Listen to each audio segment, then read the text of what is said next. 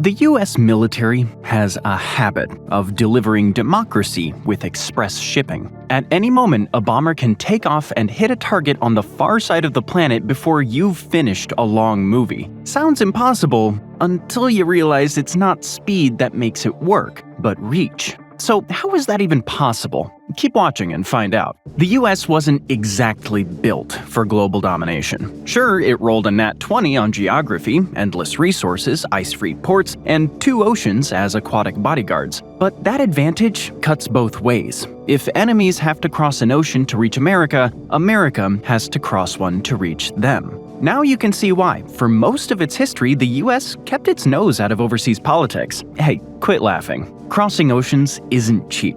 Sure, America teamed up with NATO in 1949, but before that, isolationist doesn't quite fit. The Monroe Doctrine was just the polite version of get off my lawn. Things started changing long before NATO was even a glimmer in Harry Truman's eye. It began with a so-called folly, Seward's folly. That's when the Secretary of State, William Seward, bought Alaska from Russia for pocket change. The cost? $129 million in today's money, less than what some blockbuster movies cost to make. The Russians thought they'd unloaded a frozen wasteland. Instead, they sold America a walk-in freezer full of gold, oil, and a century's worth of bragging rights. Sure, the oil's great. The actual bargain? The real estate. Those 9 military bases in Alaska became the perfect launch pad during the Cold War. America's way of saying, we see you.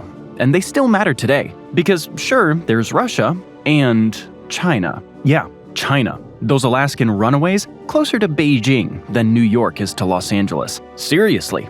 Suddenly, the US wasn't just guarding its borders, it was reaching across the planet. Alaska changed the game. Those oceans? Puddles now. Just a few years after shopping in the frozen aisle, the US set its sights somewhere warmer. Aloha, the Kingdom of Hawaii. In 1875, they signed the Reciprocity Treaty. On paper, it was about sugar. In reality, it was about strategy. The US got dibs on a quiet lagoon, perfect for ships. Less perfect for Hawaiian independence. By 1887, Washington upgraded from visitor to landlord. Exclusive use of the harbor, coal, repairs, control. It was the geopolitical version of, I'll just leave my stuff here for a while. America won the Spanish-American War, and Uncle Sam went island shopping. Hawaii was annexed. That little lagoon leveled up into Pearl Harbor. The Philippines and Guam joined the roster. And Guam is Sam's favorite child. Sure, the island is tiny, 210 square miles, but it's spoiled. It's got everything an Air Force needs. 2 runways, enough fuel to fill 110 Olympic pools of please don't light anything, the Pacific on its doorstep. The palm trees are just a bonus. If the US Air Force was a boxer, Guam would be its pivot foot. The thing that lets it start throwing punches across the Pacific without losing balance. From there, bombers can leap from the homeland to any hotspot on Earth in hours. Around 100 aircraft sit ready at all times. In a crisis, 400. Meanwhile, across the Atlantic, the US picked up Puerto Rico. They planted a flag in Cuba and got a base at Guantanamo Bay in 1903.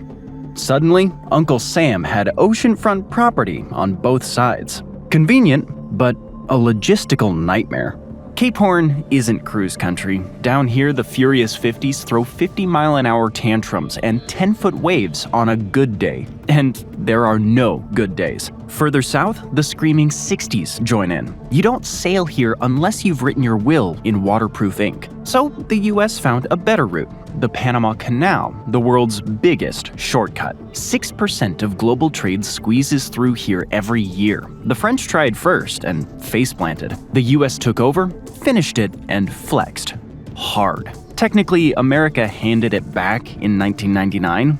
Technically, if things ever get dicey, it's still the US Navy holding the wheel. That's when America stopped dipping its toes in global affairs and cannonballed straight in. By World War II, Britain was buried in debt and Uncle Sam was holding the tab and the keys to its global backyard. Then came NATO. Then more alliances. Today, the US has formal defense pacts with 51 countries. That's a lot of friends to call when things go sideways. And it's not counting the it's complicated relationships. Egypt, Saudi Arabia, Taiwan, and lately India. The Korean War supercharged it all. The alliances, the logistics, the sprawl. Now American bases are everywhere, at least 128 in 49 countries, second only to Starbucks locations. There's probably more, but, classified. But those bases let the US keep setting the rules. With outposts everywhere, the world starts to look a lot smaller and very much under new management. The United States has Europe covered like a clingy ex. Always around, always just checking in. Across Europe, America's everywhere. Bases, nukes, and 63,000 troops. It's like the military version of McDonald's. They're just missing a drive-thru. In East Asia, the US has more real estate in Japan than some Japanese companies, and still finds time to flirt with South Korea, the Philippines, and Australia. Commitment issues, global edition. Then there's the Middle East, the planet's gas station. 20% of the world's oil and nearly half of its gas sail under Uncle Sam's watchful eye. Turkey, Iraq, Bahrain. Got liquid gold? America's parked nearby. End result, the US isn't just in the band, it's conducting the orchestra. America's reach is so huge, the British Empire would be sweating through its red coats. It's got outposts at the literal ends of the Earth, like the Pituffik space base in Greenland, where even the polar bears need GPS. Population, about 150 troops and one very tired coffee machine.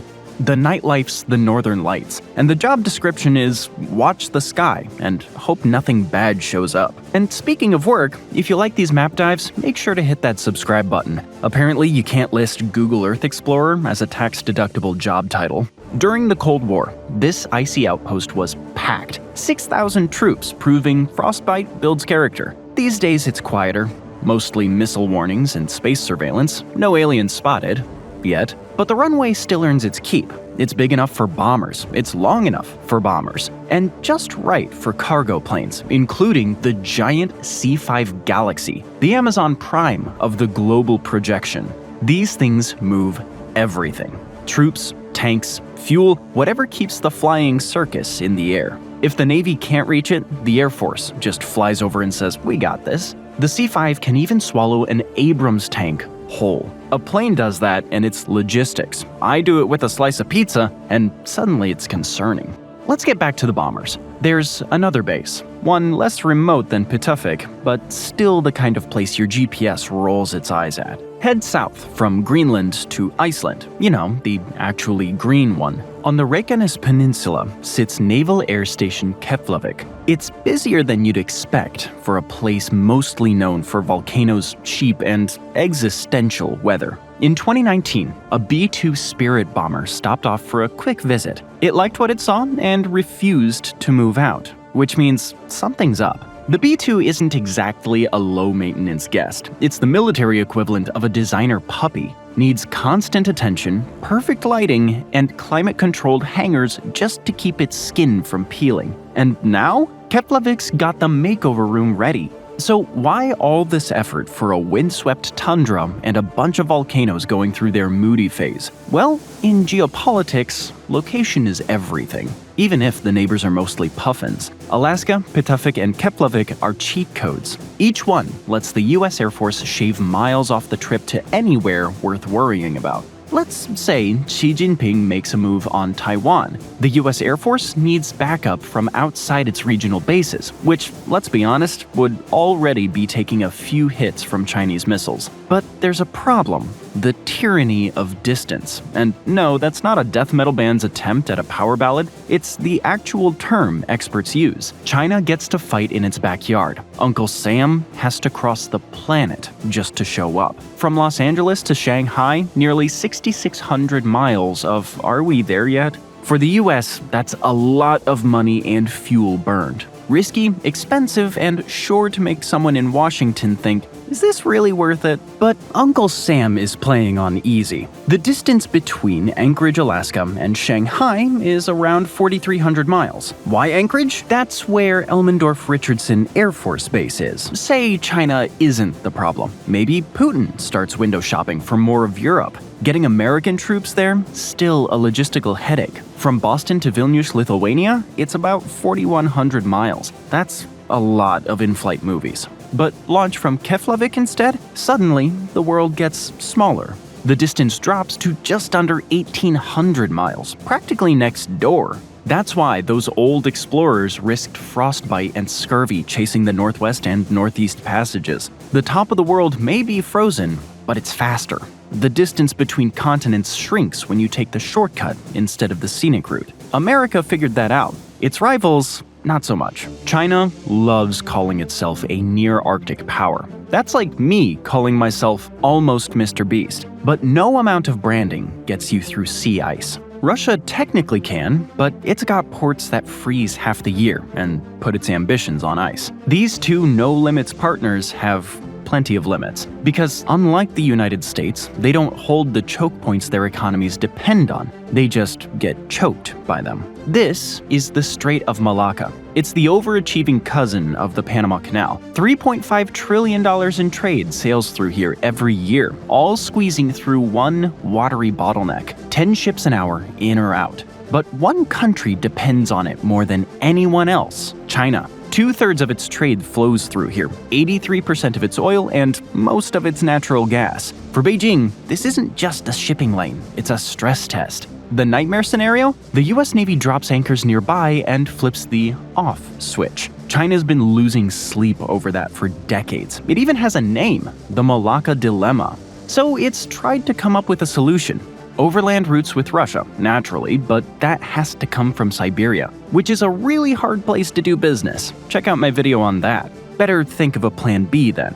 In 2013, Xi Jinping rolled out the Belt and Road Initiative, China's attempt to turn global trade into its own delivery network. The shiny centerpiece? The China-Pakistan Economic Corridor, or CPEC. The idea was simple. Skip the Strait of Malacca entirely. Ships unload at Pakistan's port of Gwadar. Then, oil and gas would cross land to China's Xinjiang province, a shortcut across mountains and desert. It's China's attempt to cheat the game, and the US. Why? Well, let's head south. This is one of the world's most remote and controversial islands, Diego Garcia, 2,200 miles off the coast of East Africa, smack dab in the middle of nowhere and halfway to Indonesia. Once a French leper colony, it's now the world's most strategically placed speck of sand. In 1965, the UK bought Diego Garcia from Mauritius, doing the heavy lifting here. Britain then granted Mauritius independence. Great timing. By 1966, the US had already called dibs on the island. The only snag, 1,000 islanders were already living on the empty rock. The solution? Relocation, empire style. Those who left weren't allowed back. The rest were shoved out. Even the dogs were killed to encourage cooperation. By 1971, paradise was paved over. The island had a shiny new runway. 1,000 people lost their homes so a superpower could park its bombers. Colonialism with added afterburners. Why all this trouble for a remote island? Of course, remember, location is everything. Look at where Diego Garcia sits compared to CPE. It's practically giving it the stink eye. China's Pakistan project hasn't exactly gone to plan. A railway went nowhere. The port of Gwadar, hemorrhaging money like a crypto bro. But let's say China makes it work. I know, but play along. It still has one massive problem: Diego Garcia, and it's packed with enough toys to ruin Beijing's day. 4 climate-controlled B-2 hangars, 2 long runways, bombers, fighters, tankers, transports, everything flies from here. Fuel stockpiles so massive, if the US didn't already own Diego Garcia, someone would be scribbling invasion plans on a cocktail napkin. It's less a base, more a floating sledgehammer in the middle of the Indian Ocean. It's America's unsinkable aircraft carrier in the Indian Ocean. If push came to shove, the US Air Force could choke China's supply lines from here. No problem. Coincidence, then, that Beijing suddenly discovered its deep concern for Mauritian sovereignty? Nah, didn't think so. But supporting Mauritius' claim over Diego Garcia isn't just about justice for the former islanders. It's about eviction notices for the US and UK. Even if China pulled that off, it wouldn't fix its problem. The US might have grumbled when Britain agreed to hand the islands back to Mauritius, but it's hard to worry when you've got backup routes across every ocean. Let's rewind to the fall of 2001, a weird, angry time in America. For the first time since 1812, someone crossed an ocean to hit the mainland. So the US decided to return the favor by air. On October 7th, the Spirit of America took off from Whiteman Air Force Base in Missouri. It was a B-2 bomber built for one thing, reaching anyone, anywhere. The B-2 is a flying gas tank with wings. It can cover 6,900 miles without stopping. The Earth's diameter? 7,900. This thing can almost fly to the other side of the planet in one go. Forget New York to London. Try New York to Tokyo with legroom. This was just after 9/11. The destination? Afghanistan. And the B-2 was packing. It was hauling 16 GPS-guided JDAM bombs, each one a precision-guided "don't mess with us" message for the Taliban's air defenses. But all that muscle came with a price. Range. The planet suddenly felt a lot bigger. 4 hours after leaving Missouri, the Spirit of America hit the California coast, just in time to meet another Air Force masterpiece, the flying gas station. The U.S. Air Force has about 600 tanker aircraft, 3/4 of the world's total. Without them, those far-off bases would be little more than expensive parking spots. The first refueling happened at sunrise. The mission stayed in daylight on purpose. Melatonin and billion-dollar aircraft don't mix. You don't want your pilots nodding off mid-global strike. The bomber refueled again over Guam, then over the Strait of Malacca, something that'd make Beijing's blood pressure spike today. It then made one more mid-air pit stop near Diego Garcia, which always has tankers ready.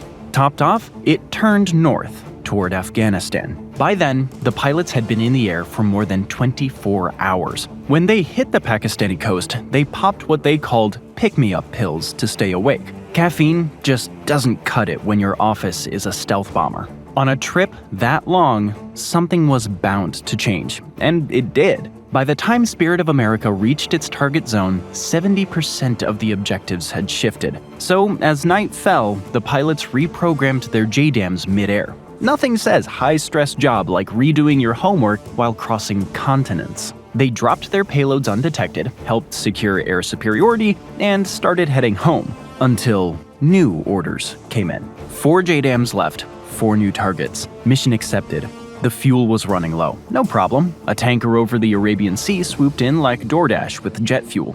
Refueled, they hit Afghanistan again, dropped the last bombs, then topped off once more for the flight to Diego Garcia. 44 hours in the air. It's the longest B-2 mission ever. Nearly 2 days in the cockpit. Even the plane's toilet gave up halfway through. Next time you're complaining about a long flight, remember these guys went 2 days without plumbing and with enough firepower to erase a city. Perspective. But this mission was just the dress rehearsal, the warm-up act before the main show. It was the kind of mission that used everything the US had built since it accidentally wandered out of its hemisphere in the 1940s and didn't book a return ticket. Bases, alliances, refueling stops. The global version of leaving your toothbrush at someone's house and deciding you live there now. It started on June 13th, when Israel skipped the usual shadow games and went straight for the main event with Iran. Nuclear sites lit up like a Christmas tree. Even scientists started calling in sick. But the crown jewel was the Ferdo fuel enrichment plant, buried deep, hardened, and way out of Israel's weight class. The F-35s and F-15s are sleek, fast, and deadly, but when it comes to bunker busting, they're bringing a pea shooter to a fight. The US watched closely. Popcorn in one hand, satellite feed in the other. They saw an opening. Why let Israel have all the fun?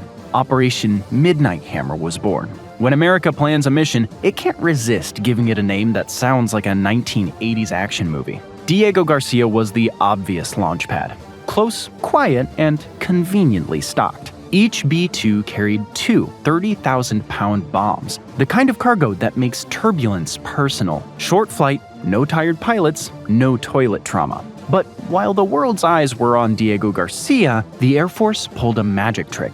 7 more B-2s quietly slipped east across the Atlantic, refueling at mid-ocean pit stops like Laja in the Azores, a Portuguese island chain that's basically Europe's Airbnb for bombers. Once the B-2s crossed the Atlantic, they linked up with support aircraft. The Pentagon called them 4th and 5th generation. Military speak for expensive and shiny and something we don't want the taxpayers asking about. Where they took off from is anyone's guess. Ramstein in Germany, the biggest US base outside of America? One of the others scattered across Europe? Who knows? That's the perk of global real estate. You're never out of options. Then came the main event. The moment the B-2s slipped into Iranian airspace, the region lit up like the 4th of July. The US Navy had ships and subs lurking nearby. If the Air Force throws a party, the Navy's bringing fireworks. Over 24 Tomahawks launched, all perfectly timed. Nothing says teamwork like synchronized explosions.